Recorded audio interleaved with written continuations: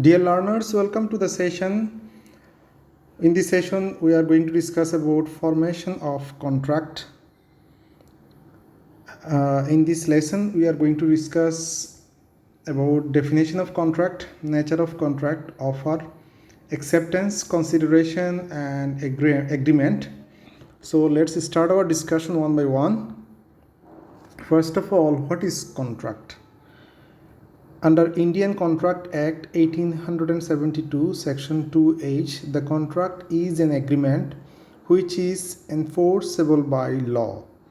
আমরা এখানে আমাদের পুরো লেসনটি আজকে আমরা আলোচনা করব ইন্ডিয়ান কন্ট্রাক্ট অ্যাক্ট 1872 সালের বিধি অনুসারে। According to this law, there is two facts exist in the contract. One is agreement, another one is enforceable by law. So what is agreement? It means that a negotiated binding arrangement between parties as to a course of action. কোনো একটি নির্দিষ্ট কাজ করার জন্য দুই বা ততোধিক পক্ষের মধ্যে যে চুক্তি বা সম্মতি এটাকে বলা হচ্ছে agreement. Enforceable by law means that people can be made to obey, মানে এটাকে আইন দ্বারা মানুষকে বাধ্য করা যায়। যদি কোনো ব্যক্তি অপর কোনো ব্যক্তির সাথে কোনো কন্ট্রাক্ট করে তাহলে এটা আইনের মাধ্যমে তাকে বাধ্য করা যায়। That is called enforceable by law. Then elements of contract. There are some elements required for making a contract. The elements or the concepts are proposal or offer, acceptance, promise, consideration, and finally agreement. So let's start the explanation of all the elements explained here. What is proposal or offer? We told that we are going to discuss the lesson based on the Indian Contract Act 1872. In this law, it is given in section 2 subsection A. Proposal or offer means when one person signifies to another his willingness to do a specific transaction or to abstain from doing a specific transaction. যখন একজন ব্যক্তি অপর একজন ব্যক্তিকে কোনো একটি নির্দিষ্ট কাজ করার জন্য অথবা ওই কাজ থেকে বিরত থাকার জন্য, যে কোনো একটি হতে পারে, যদি প্রতিশ্রুতিবদ্ধ হয় বা প্রতিশ্রুতিবদ্ধ হওয়ার জন্য আমন্ত্রণ জানানো হয়, তাকে বলা হচ্ছে proposal or offer. Here in the example given here, there is two persons, person A and person B. Person A wants to sell a book to person B and he proposed that, will you buy it? Here the person A is proposing person B to buy the book. Second one is acceptance. Acceptance means what? When the person to whom the proposal is made signifies his assent thereto, the proposal is said to be accepted. যে ব্যক্তিকে কোনো একটি কাজ করার জন্য offer দেওয়া হচ্ছে, একটু আগে আমরা যেটা দেখেছি, তিনি যদি সেই কাজটি করার জন্য সম্মতি প্রকাশ করেন তাকে বলা হয় অ্যাকসেপ্টেন্স। আর এই অ্যাকসেপ্টেন্সটি রয়েছে, এটার ডেফিনেশনটি রয়েছে Indian contract act 1872 section 2 subsection বিতে। A proposal when accepted become a promise, এবং কোনো একটি প্রপোজাল যখন একজন ব্যক্তি অ্যাকসেপ্ট করেন তখন এটা প্রমিসে রূপান্তরিত হয়, এটাকে বলা হচ্ছে promise. Now will see the example. Here person B agree to buy the book. আমরা একটু আগেই দেখেছি এই একটি বই বিক্রি করতে চাচ্ছেন, সেই বইটি কেনার জন্য সম্মতি প্রকাশ করেছেন person B, that is call acceptance. Now what is promise? A proposal when accepted become a promise. যখন কোনো একজন ব্যক্তির প্রপোজাল অন্য একজন ব্যক্তি সম্মতি প্রকাশ করেন, তাহলে আমরা দেখতে পাচ্ছি এখানে প্রমিস হওয়ার জন্য দুটো বিষয় প্রয়োজন। একটা হচ্ছে প্রপোজাল, ফার্স্ট পারসন এখানে প্রপোজ করবেন, সেকেন্ড পারসন তিনি যদি এটাকে অ্যাকসেপ্ট করেন তাহলে এটা হবে promise. Now promisor and promisee. Promisor means who propose to do something to other parties, he is called promisor. and the person who is accepting the proposal from other person, he is called promisee. এখানে আমরা দুজন ব্যক্তি দেখতে পাচ্ছি, যিনি কোনো একটি কাজ অন্য একজন ব্যক্তিকে করার জন্য অফার করেন তাকে বলা হচ্ছে প্রমিসর, এবং যিনি কাজটি করার জন্য সম্মতি প্রকাশ করছেন তাকে বলা হচ্ছে প্রমিসি। Consideration. Generally, consideration means that a payment made in return for something. আমরা নর্মালি যদি জেনারেল সেন্স এখানে অ্যাপ্লাই করি তাহলে আমরা দেখতে পাচ্ছি কনসিডারেশন হচ্ছে কোনো একটি কাজের বিনিময়ে বা কাজ করার বিনিময়ে রিটার্ন হিসেবে অন্য কোনো কিছু প্রাপ্তি, সেই প্রাপ্তি স্বীকার করে নেওয়াটাকেই বলা হচ্ছে consideration. When at the desire of the promisor, the promisee has done or abstained from doing, does or abstained from doing, promise to do or abstain from doing something. যখন কোনো একজন ব্যক্তি, বেসিক্যালি এখানে প্রমিসরের কথা বলা হচ্ছে, প্রমিসরের রিকোয়েস্টে যদি কোনো একজন ব্যক্তি কোনো কাজ করা অথবা কাজ করা থেকে বিরত থাকার জন্য এখানে আগ্রহ প্রকাশ করেন তাকে বলা হচ্ছে consideration. Such act or promise is called a consideration for the প্রমিসি।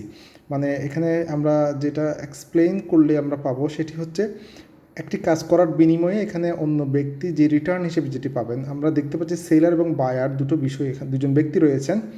এখানে সেলারের কনসিডারেশন হচ্ছে তিনি বইটি বিক্রি করে কি পাবেন, আর বায়ারের কনসিডারেশন হচ্ছে তিনি পেমেন্ট করে কি পাবেন। Let's see our example again. Consideration. Here the consideration of the promisor A is টাকা 200. তিনি যেটি বিবেচনা করছেন, তিনি বইটি এখানে সেল করবেন যদি তিনি 200 টাকা এখানে পেমেন্ট হিসেবে পান। তাহলে এখানে তিনি বিবেচনা করছেন যে 200 টাকা এই বইটির মূল্য, এটি তার কাছে হচ্ছে consideration. On the other hand, promisee B is considered to get the book by paying 200। এখানে প্রমিসি বি এর কনসিডারেশন হচ্ছে তিনি বই, তিনি টাকাটা যেটা দেবেন তার বিনিময়ে কি পাবেন, তিনি বিনিময়ে পাচ্ছেন বুক। তাহলে বিনিময় স্বরূপ কোনো পেমেন্ট অথবা কোনো অবজেক্ট যদি পাওয়া যায়, সেই বিনিময় স্বরূপ যে প্রাপ্তি, সেই প্রাপ্তিটাকে বলা হচ্ছে consideration. And that should be specific. আমরা এগ্রিমেন্টে কনসিডারেশনগুলো স্পেসিফিক হতে হয়, আমরা বিনিময় হিসেবে কি পাচ্ছি। Then agreement, the legal bindings between two parties. আইনগত যে বিধিবিধান দ্বারা আমরা কোনো একটি কাজ করার জন্য সম্মত হয়, সেই সম্মতিকে বলা হচ্ছে agreement. According to Indian contract act 1872 section 2 subsection E, এই এগ্রিমেন্টটি ডেফিনেশনটি দেওয়া রয়েছে ইন্ডিয়ান কন্ট্রাক্ট অ্যাক্টের সেকশন 2 সাবসেকশন ইতে পাবেন আমরা। Every promises and every set of promises forming the consideration for each other is an agreement. কোনো একটি প্রাপ্তি সাপেক্ষে অন্য কোনো কাজ করে দেওয়ার যে সম্মতি, সেই সম্মতিকে বলা হচ্ছে এখানে এগ্রিমেন্ট। আমরা এগ্রিমেন্টের যে ফর্মুলা, সেই ফর্মুলাটি হচ্ছে প্রমিস। আমরা আগেই দেখেছি প্রমিস কি, প্রমিস প্লাস কনসিডারেশন। প্রমিস মানে হচ্ছে টু ডু সামথিং, আমরা কোনো একটি কাজ করার জন্য যে প্রতিশ্রুতি, প্লাস এই কাজ করার জন্য আমরা কি পাচ্ছি রিটার্ন হিসেবে, এই দুটো বিষয় যদি নির্ধারিত হয় তাহলে আমরা এটাকে বলি agreement. So here in the example of agreement, the promisor promised to sell the book in consideration to টাকা 200। তিনি 200 টাকার বিনিময়ে বইটি বিক্রি করতে চাচ্ছেন। প্রমিসি বি আমরা এখানে দেখতে পাচ্ছি তিনি 200 টাকা পেমেন্ট করে বইটি নিতে চাচ্ছেন। তাহলে আমরা এখানে দেখতে পাচ্ছি দুজন ব্যক্তির মধ্যে এখানে প্রমিস এবং কনসিডারেশন দুটোই রয়েছে, এবং তারা নির্দিষ্ট কিছু টার্মস অ্যান্ড কন্ডিশন অনুসারে তারা কিছু বিনিময় করতে চাচ্ছেন এবং দুটো পক্ষ সম্মত হয়েছেন। তাহলে আমরা বলতে পারি that is called agreement. And contract, finally contract is enforceable law is one that people can make to obey। এখানে কন্ট্রাক্টের মধ্যে বলা হচ্ছে যদি এটা আইন দ্বারা কোনো ব্যক্তিকে বাধ্য করা যায় তাহলে সেটাকেই বলা হচ্ছে কন্ট্রাক্ট। আমরা একটু ডিফারেন্সটা বলি, এখানে এগ্রিমেন্ট এবং কন্ট্রাক্টের মধ্যে পার্থক্য রয়েছে। Agreement it might be enforceable by law or not, এটা আইন দ্বারা প্রয়োগ করা যেতেও পারে, নাও করা যেতে পারে। আমরা অনেক রকম এগ্রিমেন্ট করতে পারি। কিছু অনেক সময় আমরা ইনভ্যালিড এগ্রিমেন্টও করতে পারি, যেটা আসলে বাস্তবে গ্রহণযোগ্য না। দুটো ব্যক্তি চাইলে করতে পারে, কিন্তু এটা আইন দ্বারা সিদ্ধ হবে কি না এটাই হচ্ছে ইম্পর্ট্যান্ট ফ্যাক্ট। যদি এটা আইন দ্বারা সিদ্ধ হয় তাহলে এটাকে বলা হচ্ছে কন্ট্রাক্ট। যেমন আমরা যদি বলি একজন ব্যক্তি প্রমিসর, অন্য একজন ব্যক্তিকে তিনি জবের ব্যাপারে হেল্প করবেন, বিনিময়ে তাকে পেমেন্ট করতে হবে। সো এই দুজন ব্যক্তি তারা এগ্রিমেন্ট করতে পারে, কিন্তু এই যে ঘুষ দিয়ে কোনো একটি বিনিময় করা, এই চুক্তি কিন্তু আইন দ্বারা সিদ্ধ না, বা এটাকে এনফোর্সেবল বাই ল করা যাবে না। কিন্তু আমি যদি বলি একজন ব্যক্তি এখানে 200 টাকার বিনিময়ে একটি বই বিক্রি করবেন অন্য একজন ব্যক্তির কাছে, তাহলে এটা এনফোর্সেবল বাই ল। কোনো ব্যক্তি যদি টাকা পরিশোধ করার পরে বই না পান চুক্তি অনুসারে, তাহলে তিনি এখানে আইনের আশ্রয় নিতে পারবেন এবং তাকে লিগেলি এখানে বাইন্ড করতে পারবেন আইনগতভাবে। তাহলে লিগ্যাল এনফোর্সেবিলিটি যখন থাকে এটাকে বলা হচ্ছে contract. So according to Indian contract act 1872 section 2H, an agreement enforceable by law is contract. যে সমস্ত এগ্রিমেন্টগুলো আইন দ্বারা এখানে এনফোর্স করা যাবে সেই সমস্ত এগ্রিমেন্টগুলোকেই বলা হচ্ছে contract. So agreement plus enforceability equal to contract. In summary, we can say that offer plus acceptance equal to promise, promise plus consideration equal to agreement, and agreement plus enforceability by law equal to contract. So that are the summary that we have discussed in this session. I hope the listener get the basics of contract. Thank you for your patient hearing.